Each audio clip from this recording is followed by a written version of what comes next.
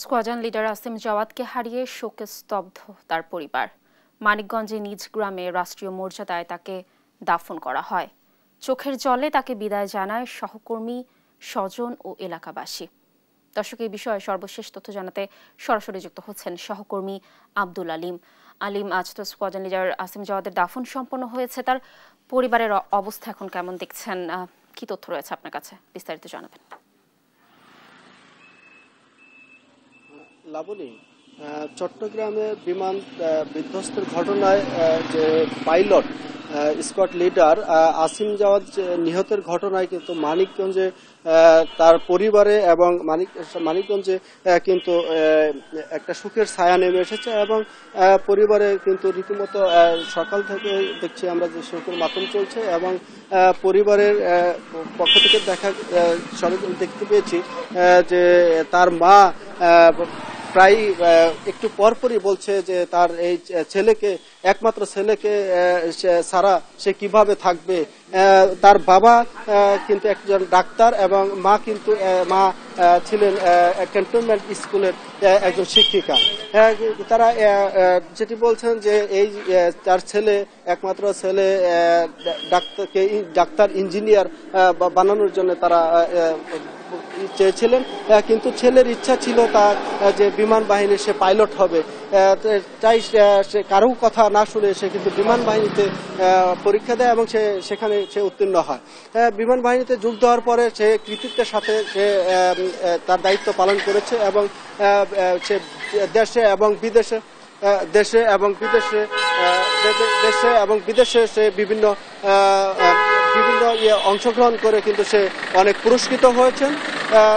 সেই সাথে তার স্বজনরা যেটি বলছেন যে এই একমাত্র ছেলেকে হারিয়ে তার মা কিন্তু এখন প্রায় পাগল, তার মা আশঙ্কাজনক অবস্থা রয়েছে। তার মা একটু পরপরই জ্ঞান হারিয়ে ফেলছেন, জ্ঞান ফিরলেই শুধু বলছে তার ছেলেকে ছাড়া সে কিভাবে থাকবে। আজ বেলা 11টা থেকে 11:30টার দিকে বিমান বাহিনীর হেলিকপ্টার যুগে মানিকগঞ্জের শহীদ তপন মিরাজ স্টেডিয়ামে তার মরদেহ আসে। সেখানে বাদ জুমা তার জানাজা অনুষ্ঠিত হয়। সে জানাজায় কিন্তু শত শত মানুষ এই জানাজায় অংশগ্রহণ করে। সেখানে তার পরিবাররা বলছেন যে তার ছেলেকে যেন বেহেশত নসিব করেন, যার জন্য সবাই দোয়া চেয়েছেন।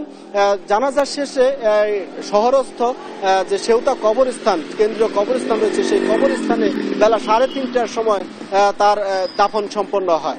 সেখানে নৌবাহিনী, বিমান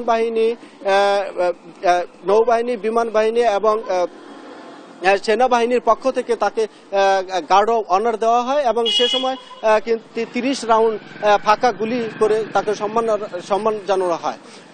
এ সময় তার পিতা আমানুল্লাহ, তিনি একজন পেশায় ডাক্তার, তিনি যেটি বলছেন যে তার ছেলে অত্যন্ত মেধাবী ছিল এবং একজন চৌকুশ অফিসার ছিল, কিন্তু তার এই মৃত্যুতে সে কিভাবে এই শোক কাটিয়ে উঠবে তা তিনি কিছুতে মেনে নিতে পারছেন না।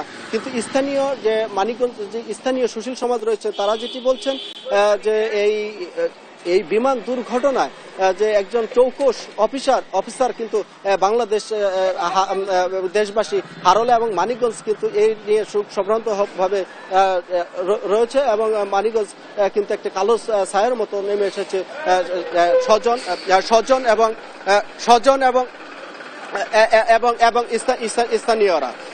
স্থানীয়রা তো আলাপনি, আমি যদি বলতে চাই যে সব মিলিয়ে এই পরিবারে কিন্তু এখন অনেকটাই সুখের ছায়ার মতো আছে এবং এই পরিবারে কান্নায় ভারী হয়ে আসছে তার পরিবার এবং আশপাশ। লাবণী, এই ছিল আমার কাছে যে নিহত পাইলট আসিম জাওয়াদের যে দাফনের পরবর্তী পরিবারের যে সুখের সেই তার সর্বশেষ খবর। ধন্যবাদ আলিম আমাদের সাথে যুক্ত থাকার জন্য। দর্শক, স্কোয়াড্রন লিডার আসিম জাওয়াদকে হারিয়ে শোকে স্তব্ধ তার পরিবার। মানিকগঞ্জে নিজ গ্রামে রাষ্ট্রীয় মর্যাদায় আজ তাকে দাফন করা হয়েছে।